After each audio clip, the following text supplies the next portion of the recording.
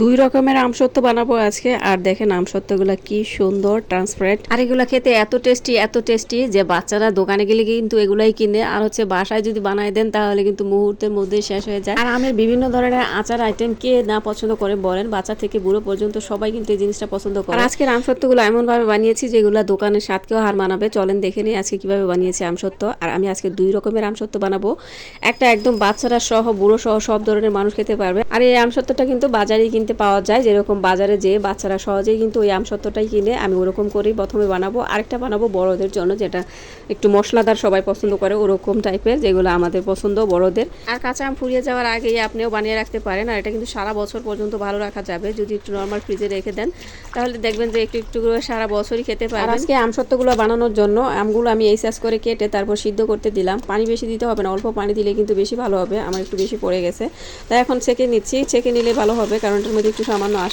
থাকতে পারে, সেগুলো গেলে কিন্তু ভালো লাগবে না, দেখতেও ভালো লাগবে না। না ছেঁকেও কিন্তু দেওয়া যায়, কিন্তু ছেঁকে দিলে বেশি ভালো হয়। এই তো রসটা পড়ে যাচ্ছে, রসটা পড়ার পরে এখানে সরাসরি চুলায় দিয়ে দিলাম চিনি। বেশি করে চিনি দিবেন, তাহলে কিন্তু ভালো লাগবে। আর বিট লবণ দিলাম, সামান্য একটু হচ্ছে গিয়ে সরিষার তেল দিলাম। এটা দেওয়ার পর একটা মশলা তৈরি করে নিচ্ছি। দিয়ে দিলাম জিরা, কালো জিরা, 2টা শুকনা মরিচ, মিষ্টি জিরা, তারপর দিলাম হচ্ছে গিয়ে বড় ধনিয়া, এখানে দিচ্ছিলাম একটু সামান্য সরিষা। আর এখন এই মশলাগুলো আমি অল্প আঁচে ভেজে নিব। অল্প আঁচেই ভাজলে কিন্তু সুন্দর মিষ্টি গন্ধটা থেকে যাবে মশলার। আর এই মশলাটা না তৈরি করতে পারলে আপনি ডাইরেক্ট পাঁচফোড়ন দিয়ে দিবেন। আর এই মশলাটা আমি এখন গুঁড়ো করে নিচ্ছি, আর একদম গুঁড়ো করব না, সামান্য একটু আধ ভাঙা থাকবে। আর এখন যে প্লেটে আমসত্ত্বটা ঢালবো সেটার মধ্যে একটু সরষের তেল দিয়ে দিচ্ছি। আর এখন আমসত্ত্বটার মধ্যে আমি একটু কালার দিয়ে দিলাম, যাতে সুন্দর একটা কালার আসে। আপনি না দিলেও পারেন, এটা কোনো সমস্যা নেই, কালার দিলেও চলে, না দিলেও চলে। তো আমসত্ত্বটা আমি ঢেলে দিচ্ছি।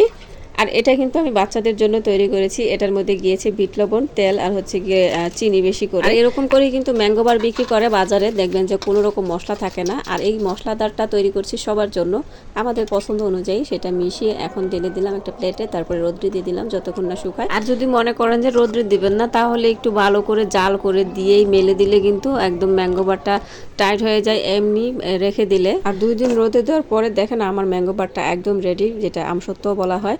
আর কি সুন্দর স্বচ্ছ একদম পরিষ্কার দেখা যাচ্ছে। দেখেন এপাশ থেকে ওপাশ আমার হাতটা পর্যন্ত দেখা যাচ্ছে। এটা হচ্ছে মশলাদার আমাদের বড়দের জন্য, আর ওটা হচ্ছে বাচ্চাদের জন্য। এখন আমি এগুলো কাটিং করে নিচ্ছি। আর এগুলো আপনি যদি রেখে দেন নর্মাল ফ্রিজে করে সারা বছর খেতে পারবেন। দেখবেন যে আমের সিজন যখন ফুরিয়ে যায় তখন এটা খুবই খেতে মজা লাগবে।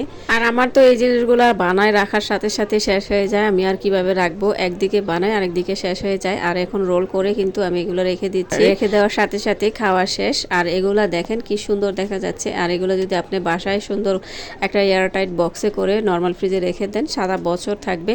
আর আমি একটু চকলেটের মতো করে দিলাম। এই তো দেখেন যে একদম ট্রফির মতো দেখা যাচ্ছে। আর একটা করে নেন, আর একটা করে টুকুস করে মুখে ঢুকিয়ে দেন। আর একটা মুখে দেওয়ার সাথে সাথে আপনার জ্ঞান থাকবে না, এটুকু আমি বলতে পারি। এগুলো এত টেস্টি যে কেউ দেখে টপাটপ খেয়ে ফেলবে। আর এগুলো বাচ্চারা খেতে এত পছন্দ করে। আর বড়দের কথা আর কি বলবো, বড়রাও কিন্তু অনেক বেশি পছন্দ করে। আর ভিডিওটা ভালো লাগলে অবশ্যই একটা লাইক দিতে বলবেন না। আসসালামু আলাইকুম, আল্লাহ হাফেজ।